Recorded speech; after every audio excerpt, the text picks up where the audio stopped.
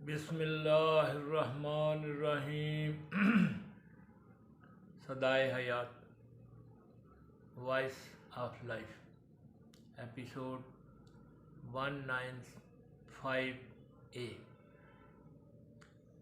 दुआ की कबूलियत, acceptance of prayers. कवि अजीज़ रऊफ़ुर रहीम फातर अपने मुखलस बंदे की दुआ की कबूलियत में कुछ देर लगा देता है। ये इसलिए कि अल्लाह सुब्हानहू व तआला अज़ीज़ुल हकीम करीम मालिक ये चाहता है कि ये मुखलिस बंदा मेरे सामने और ज़्यादा झुके और मेरी खुशनुदी हासिल करे। हर खूबसूरत माशूक को आशिक अपने सामने बिठाकर ज़्यादा से ज़्यादा उसके साथ बातें करना अच्छा समझता है। रब्बुल आलमीन मालिकुल मुल्क वदूद वहदहू ला शरीक अपने मोमनों यानी मुखलस बंदों को ज़्यादा वक्त अपने सामने हाज़िर रखना चाहता है। मुखलस बंदे की दुआ सुनकर समीउल बसीर, लतीफ़ुल खबीर, कवि अजीज़ कादर बहुत खुश होता है। मुखलस बंदे का गिड़गिड़ाना रब्बुल आलमीन करीम मालिक को अच्छा लगता है। मुखलस मोमन बंदे की दुआ की कबूलियत में ताख़ीर उस मुखलस बंदे का एजाज़ है। इसी वजह से मुखलस बंदे का सामना करने से जहन्नम और उसकी आग घबराती है। मोमन के सामने दोज़ख की आग कमज़ोर और बुझने वाली है। दोज़ख मोमन मुखलस बंदे से फरियाद करती है कि आ बाहशमत मोमन जल्दी से गुज़र जा, वरना तेरे इखलास से मेरी आग बुझी जाती है। जन्नत मोमन से कहती है, ऐ मोमन जल्दी आ, तेरे इखलास की खुशबू से मेरा चमन महक रहा है। मोमन मुखलस बंदे की पहचान मसाइब और मुश्किलात के साथ मुकाबला करने से ही होती है। सब्र और शुक्रगुजारी मोमन बंदे का साजो समान है। हालात की सख्ती और मसाइब की यलगार के सामने मुखलस बंदे का हुस्ने तदबीर यही ऐलान करता है, ऐ रब्बुल आलमीन मेरा जीना मेरा मरना सब कुछ तेरे ही लिए है। फरमाने इलाही है, इन्ना लिल्लाहि व इन्ना इलैहि राजिऊन। अल-बकरा 156। बेशक हम बंदे अल्लाह ताला के लिए हैं और बेशक हम बंदों ने उसी की तरफ यानी अल्लाह ताला की तरफ ही लौटकर जाना है।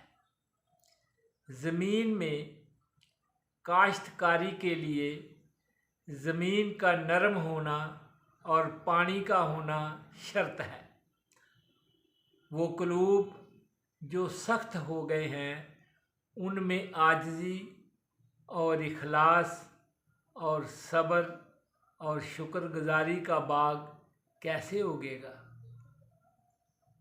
ऐ बंदे याद रख, जब मेहनत और कोशिशें नाकाम हो जाएं तो दुआ का वक़्त है। है रब्बुल आलमीन,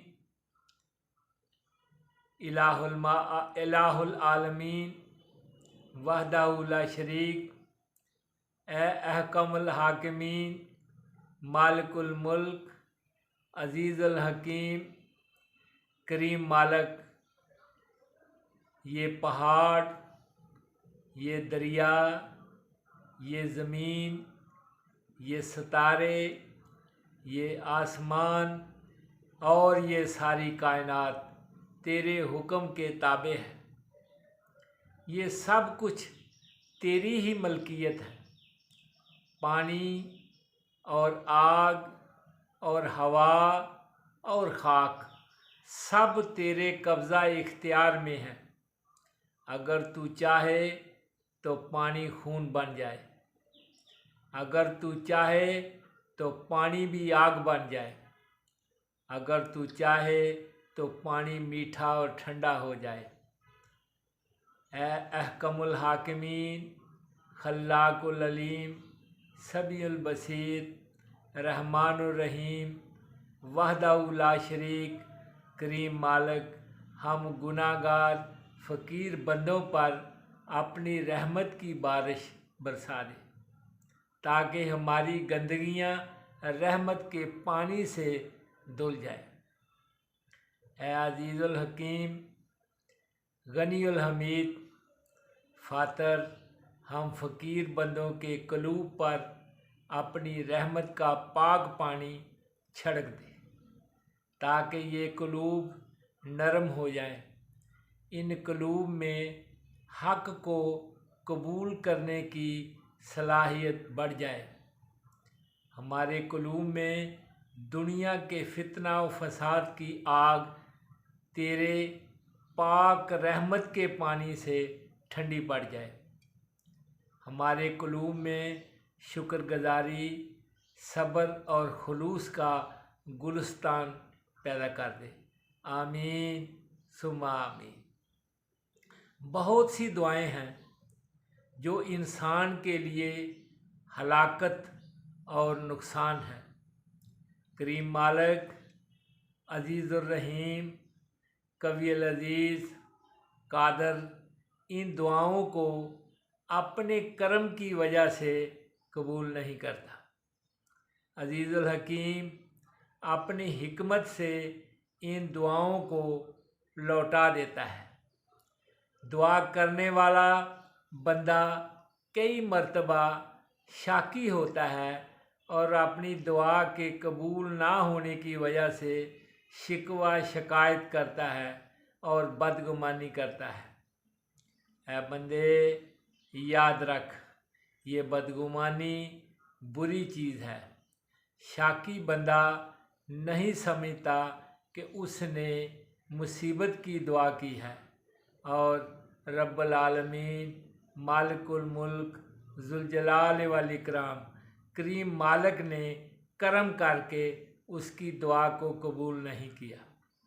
ऐ बंदे, याद रख, अलीमुल कदीर, कवील अजीज़, अहकमुल हाकिमीन, अजीज़ुल हकीम, करीम मालिक अगर तुम्हारी दुआ कबूल ना करे तो यही समझ लेना चाहिए कि तुम्हारी भलाई इसी में है कि तेरी दुआ कबूल ना हो। इंसान एक बात की ख्वाहिश करता है, लेकिन इस शख्स की भलाई उस ख्वाहिश की तकमील में नहीं होती। कहर और महर को हर शख्स ज़ाहरी तौर पर देख लेता है और इन दोनों को एक दूसरे से जुदा जुदा समझता है।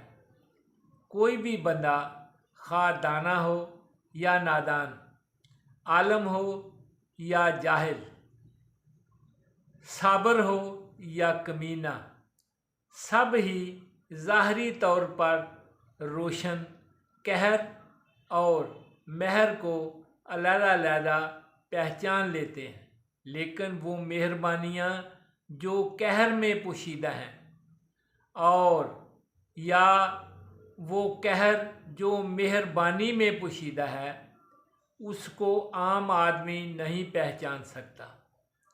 मुखलस बंदा मोमन के अलावा कोई और शख्स पोशीदा कहर और महर को नहीं पहचान सकता।